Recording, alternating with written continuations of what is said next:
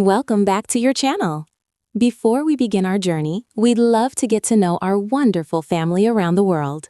Let us know in the comments which country you're watching from. Thank you, enjoy the show, and let us know if you like the story. The evening air inside the Zenith Tower's grand Apex ballroom was thick with a suffocating scent of expensive orchids, vintage champagne, and the unspoken arrogance of the city's absolute elite. Suspended 80 stories above the glittering grid of Manhattan, the ballroom was a marvel of modern architecture, a massive dome of reinforced glass that offered a panoramic view of a world the people inside believed they owned. 1,000 crystal prisms hanging from the central chandelier caught the ambient light, fracturing it into a dazzling mosaic across the pristine white marble floor. This was the annual Vanguard Charity Gala, a spectacularly ostentatious event where billionaires wrote checks to alleviate the guilt of their ruthless corporate conquests. Standing near a towering ice sculpture of a swan, Elena Vance felt like another decorative piece of ice, beautiful, cold, and slowly melting under the intense scrutiny of 100 predatory gazes. Elena was 22, possessing a sharp, intelligent beauty that was currently draped in a cascade of emerald green silk. She was the only daughter of Marcus Vance, the undisputed titan of the global technology sector, a man whose net worth rivaled the GDP of small nations. Marcus stood a few feet away, a glass of bourbon in his hand, holding court among a circle of sycophantic politicians and rival CEOs. He was a man carved from granite, with silver hair, piercing cobalt eyes, and a smile that never quite reached them. He operated with a chilling magnetism, controlling every room he entered. To the world, Elena was the ultimate prize, the heiress to the Vance empire. To Marcus, she was a vulnerability he meticulously guarded, and yet, paradoxically, a trophy he loved to display. Elena hated these events. She hated the superficial conversations, the calculating stares of young executives trying to marry into power, and the invisible, gilded cage her father had built around her. She took a slow sip of her sparkling water, letting her gaze drift toward the massive floor-to-ceiling windows, watching the red and white streams of traffic far below, wishing she were anywhere else. She had no idea that her wish was about to be granted in the most terrifying way imaginable. The attack did not begin with a shout or a gunshot. It began with absolute, suffocating darkness. At exactly 9:45 p.m., the Zenith Tower, a building boasting 3 independent, fail-safe power grids, plunged into a pitch-black void. The music from the string quartet died instantly, replaced by a collective, confused murmur from the 500 guests. For a fraction of a second, people assumed it was a theatrical stunt, perhaps a prelude to a grand announcement. Then, the rhythmic, deafening thud of an explosion vibrated through the steel skeleton of the building. It wasn't a bomb meant to kill. It was a breaching charge. The reinforced glass of the eastern wall, designed to withstand hurricane-force winds, shattered inward in a spectacular, cascading waterfall of jagged diamonds. The cold night wind howled into the stifling warmth of the ballroom, bringing with it the acrid, metallic stench of ozone and burned cordite. Before the guests could even process the breach, the darkness was violently punctured by the blinding, stroboscopic flashes of tactical lights. Screams erupted, a chaotic symphony of pure, unadulterated terror. The elite of the city, men and women who commanded thousands with a single email, were reduced to primitive panic. They shoved, trampled, and crawled over each other in their designer gowns and bespoke tuxedos, slipping on the shattered glass and spilled champagne. Through the swirling smoke of deployed tear gas canisters, a nightmare materialized. They were a phantom strike force, 12 individuals moving with terrifying kinetic synchronization. They did not wear the chaotic rags of common street thugs.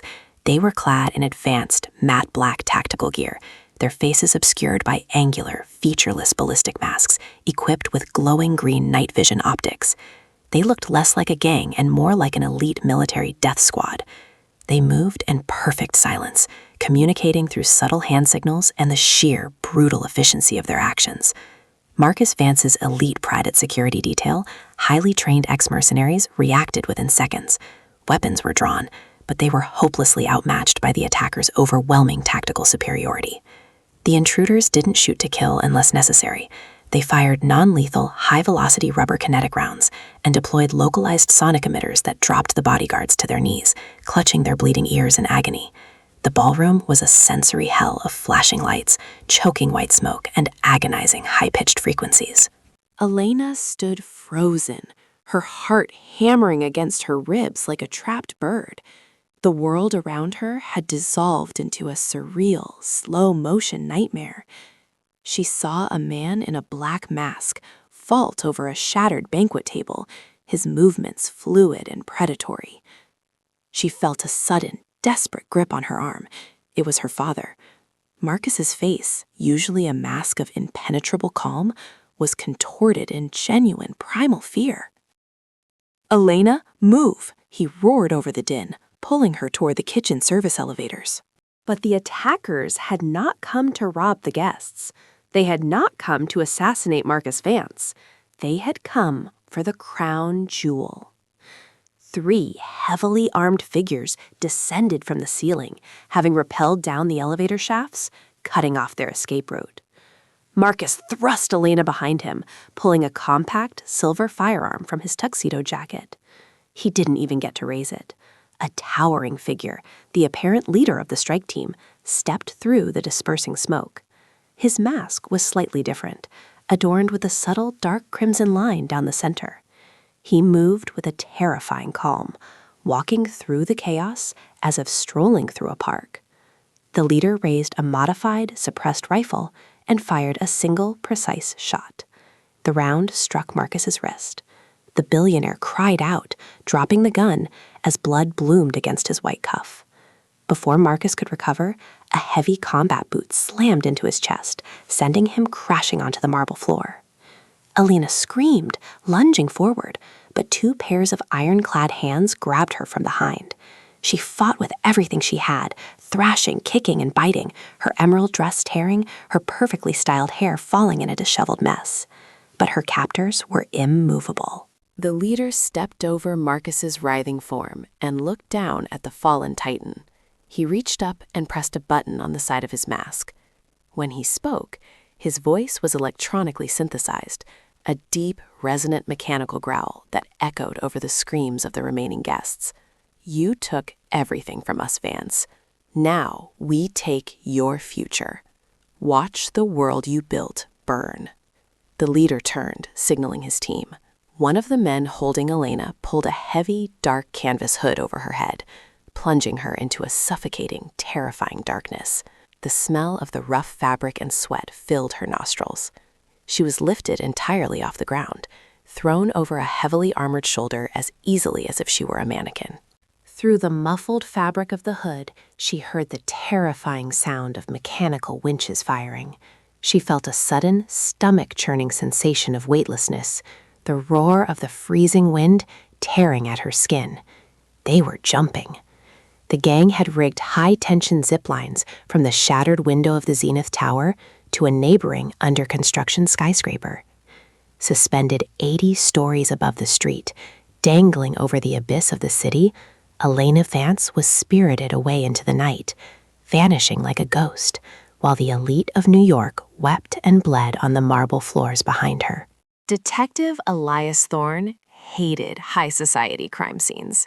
He stood at the edge of the shattered glass window, his worn brown trench coat flapping violently in the wind. The Zenith Tower ballroom, once a testament to obscene wealth, now looked like the aftermath of a war zone. Medics were tending to the bruised and battered billionaires, while crime scene investigators in white suits carefully tagged shell casings and swapped blood spatters. Thorne was a man who looked like he had been left in the rain too long. His face was deeply lined, his eyes the color of faded slate, carrying the heavy burden of a career spent wading through the darkest corners of human nature. He chewed on an unlit match, his mind processing the sheer audacity of the strike. Marcus Vance was sitting on a surviving velvet chair, a paramedic carefully wrapping his fractured, bloody wrist. Vance was pale, but the fear had receded, replaced by an incandescent, world-ending rage. He barked orders into a satellite phone, mobilizing his private intelligence network, offering a $10 million bounty to anyone with information. Thorne approached the billionaire, his footsteps crunching on the broken glass. "Mr. Vance? Detective Thorne, NYPD Major K Squad." Vance looked up, his eyes burning with a terrifying intensity. "I don't care about your rank, detective. I want the city locked down. I want the bridges closed, the tunnels sealed, and the airspace restricted. They took my daughter. If you don't find her by sunrise, I will buy this police department and fire every single one of you." Thorne didn't flinch. He had dealt with angry men before, though rarely ones who could legitimately bankrupt a small country. "With respect, Mr. Vance, yelling at me won't bring her back. This wasn't a random snatch and grab. This was a military-grade operation. They bypassed 3 layers of state-of-the-art security, jammed our comms, and extracted via a zipline to an unmonitored construction site. They left no fingerprints, no DNA, and their weapons fired untraceable kinetic rounds."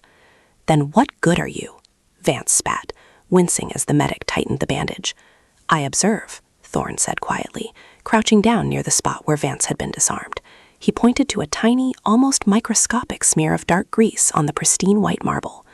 "This grease, it has a distinct caustic odor, smells like industrial marine sealant mixed with oxidized copper.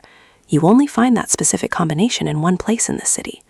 Thorne stood up, his eyes narrowing. "The old condemned naval shipyards in Red Hook. It's a dead zone.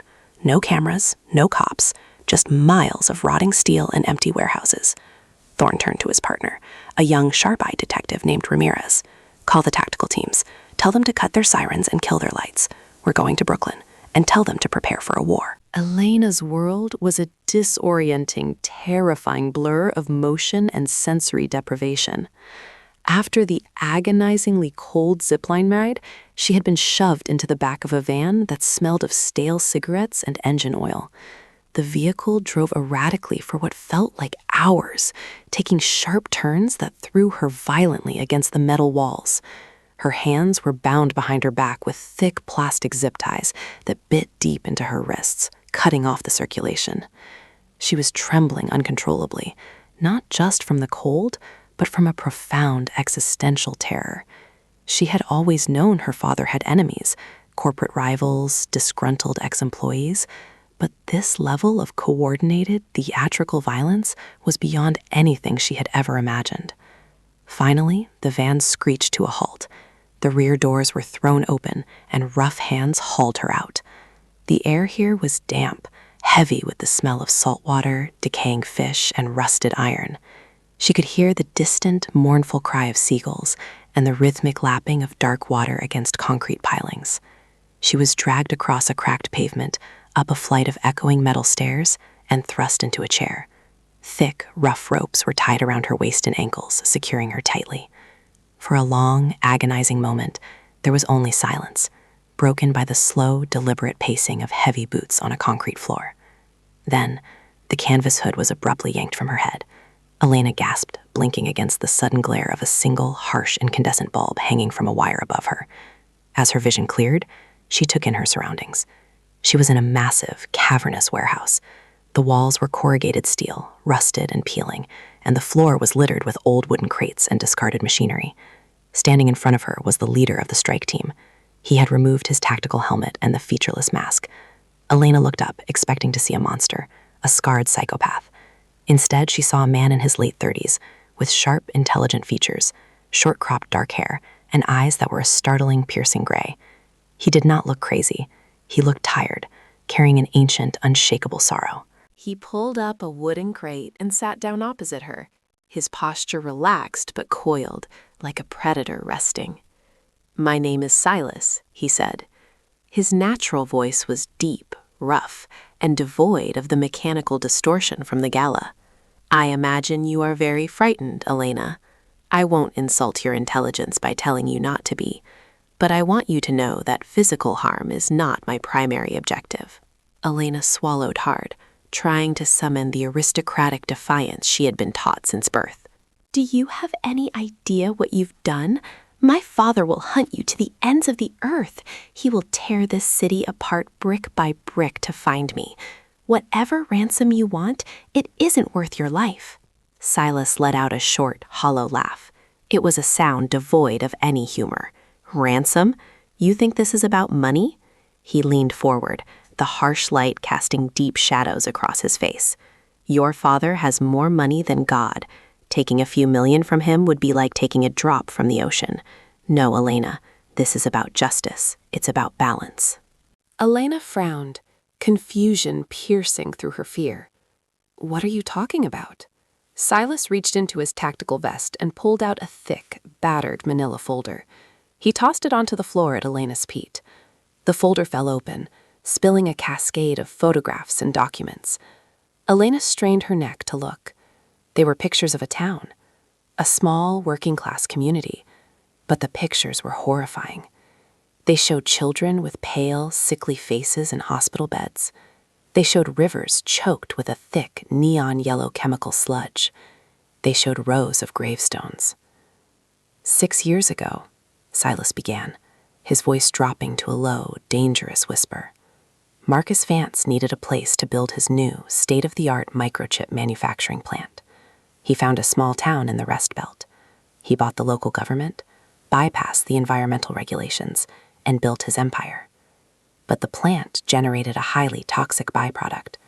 Disposing of it legally would have cut into his profit margins by 3%.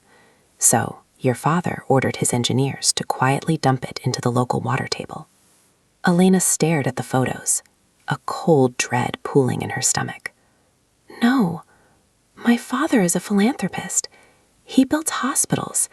He builds hospitals for the cameras," Silas roared, suddenly standing up, kicking the wooden crate away. The sudden violence made Elena flinch. Silas took a deep breath, fighting to regain his composure. "My wife was pregnant with our first child. The water poisoned her. It poisoned hundreds of us. By the time the truth came out, Vance's lawyers had buried the evidence, paid off the judges, and silenced the media. The town died. My family died. And your father. His stock went up 20 points. Silas walked closer to Elena, looking down at her, his gray eyes shining with unshed tears and unquenchable rage. "We are the ghosts of the people he crushed. We call ourselves the Wraiths. We don't want his money. In exactly 1 hour, I am going to broadcast a live feed of you to every major news network in the world. I am going to hold a gun to your head, and Marcus Vance is going to publicly confess to the Aegis Project cover-up. He is going to upload all his encrypted internal emails to the public domain. If he refuses, or if he cuts the feed," Silas leaned in, his voice a chilling whisper, "then he watches his future die, just like I watched mine." Elena sat paralyzed. The absolute conviction in Silas's voice terrified her more than the guns. She looked at the photos on the floor, the faces of the sick children, and a horrifying realization washed over her. She had spent her life resenting her father's control, but she had blindly accepted the luxury his empire provided. The emerald dress she wore, the champagne she drank, the Zenith Tower itself. It was all built on a foundation of bones and toxic sludge. The gilded cage was made of blood money. "He won't do it," Elena whispered, her voice breaking. Tears finally spilled over her eyelashes, cutting tracks through the dust on her cheeks. "You don't know him, Silas. He loves his empire more than he loves me. He will never publicly destroy his company. You're going to have to kill me." Silas stared at her, a flicker of genuine surprise crossing his features. Before he could respond, the heavy, rusted metal doors at the far end of the warehouse exploded inward with a deafening roar. Detective Thorne moved through the pouring rain with the silent, lethal grace of a hunting wolf. The tactical team had surrounded the abandoned Red Hook shipyard, cutting the power to the surrounding blocks. The darkness was absolute, save for the flashes of lightning that illuminated the skeletal remains of old cranes and cargo containers. Thorne's deduction had been flawless. The thermal drones had picked up a heat signature in Warehouse 4. "Execute breach," Thorne whispered into his radio. The explosion tore the steel doors off their hinges. Instantly, the warehouse was flooded with the blinding beams of tactical flashlights and the sweeping red lasers of assault rifles. The wraiths, highly trained as they were, reacted instantly. They flipped heavy tables, took cover behind rusted machinery, and opened fire. The cavernous space erupted into a chaotic symphony of kinetic violence. The deafening roar of automatic gunfire echoed off the steel walls. Sparks showered down like deadly rain as bullets tore through metal and concrete. Thorne stayed low, moving from cover to cover, his service weapon drawn. He wasn't wearing heavy armor. He relied on instinct and experience. He saw 2 wraiths pinned down by SWAT fire, returning precise, suppressed bursts. "Push forward! Secure the hostage!" Thorne yelled over the din. He flanked the main firefight, slipping through a narrow corridor of stacked wooden pallets. He emerged on a raised catwalk overlooking the center of the warehouse. Below him, illuminated by a swinging, sparking electrical wire, he saw the prize. Elena Vance was still tied to the chair, screaming, her eyes wide with terror as bullets zipped through the air around her. Standing right beside her, using her as a human shield, was Silas. He had his tactical helmet back on, one arm wrapped tightly around Elena's neck, the other holding a heavy-caliber pistol pressed firmly against her temple. "Hold fire! Hold fire!" Thorne screamed into his radio, seeing the impossible tactical situation. The SWAT operators ceased their barrage, maintaining a tense, heavily armed perimeter around the center of the room. The silence that followed was heavy, broken only by the sound of rain pounding on the tin roof and the ragged breathing of the combatants. Thorne stepped out onto the edge of the catwalk, keeping his gun aimed squarely at Silas's head. "It's over, Silas," Thorne called out, his voice steady, projecting authority and calm. "You have nowhere to go. The building is surrounded by 50 heavily armed men. Let the girl go. We can talk about the Aegis project. I've seen the files. We can get it to the feds. But if you pull that trigger, you die a murderer, not a martyr." Silas tightened his grip on Elena. She gasped, choking slightly. "The justice system belongs to men like Vance, Detective," Silas shouted back, his voice echoing off the walls. "I tried the courts. I tried the journalists. They all took his money. The only language Marcus Vance understands is loss. I am taking his most valuable asset." Thorne slowly walked down the metal stairs of the catwalk, keeping his weapon raised, closing the distance. "She didn't poison your town, Silas. She's an innocent girl. Look at her. Look at what you're doing. You're becoming the monster you're fighting." Silas's hand shook. The conviction that had carried him this far was suddenly wavering under the crushing reality of pulling the trigger on an innocent woman. He looked down at Elena. She wasn't fighting anymore. She was looking up at him, her face stained with tears, but her eyes held a strange, heartbreaking clarity. "He's right, Silas," Elena whispered, her voice surprisingly steady despite the gun against her head. "Kill me. It will hurt him. He will mourn. But tomorrow, the stock market will open.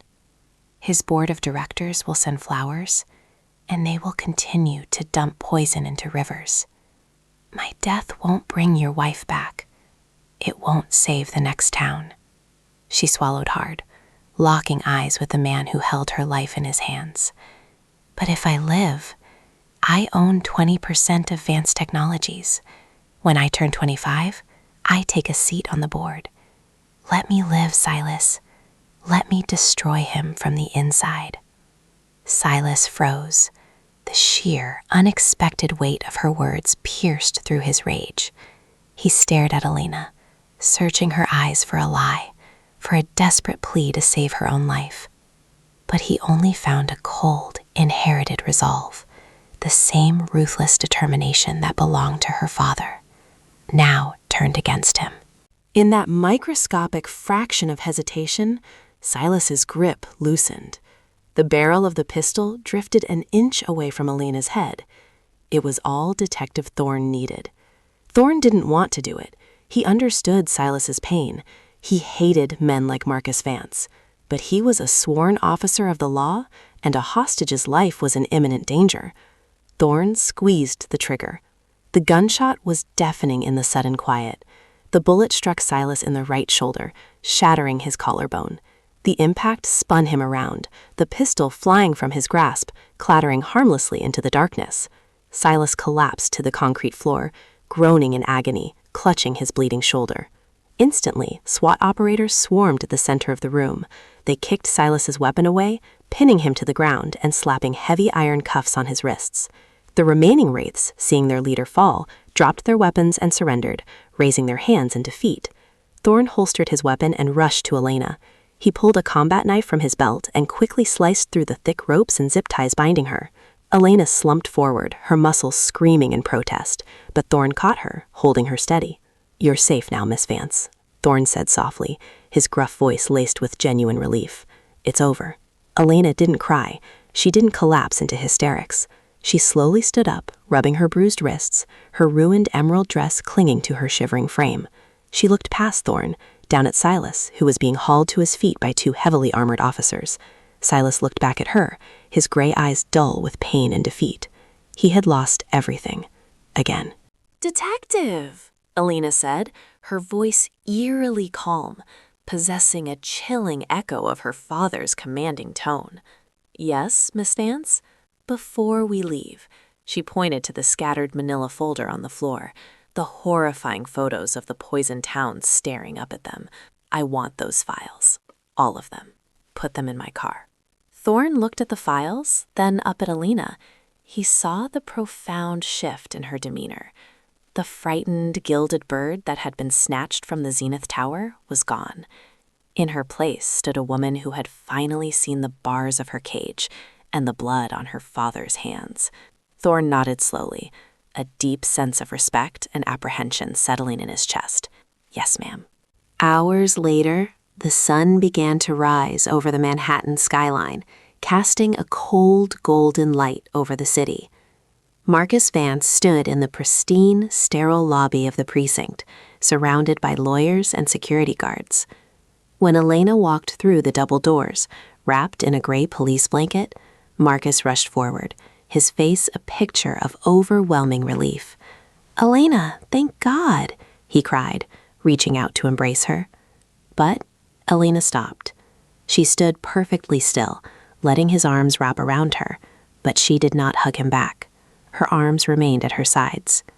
She felt the warmth of her father, the man who had protected her, provided for her, and lied to her for her entire life.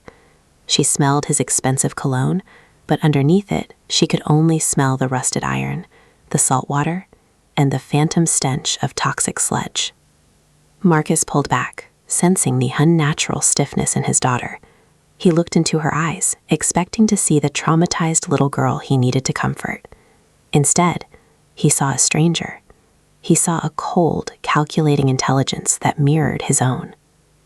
"Elena, sweetheart, what's wrong? You're safe now. We're going home," Marcus said, his voice faltering for the first time in a decade.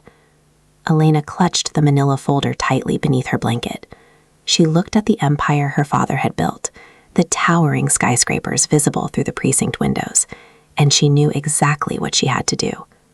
The kidnapping had ended, but the real war, the war for the soul of the Vance legacy, had just begun. "Yes, Father," Elena whispered, her voice devoid of any warmth, sharp enough to cut glass. "Take me home. We have a lot to talk about."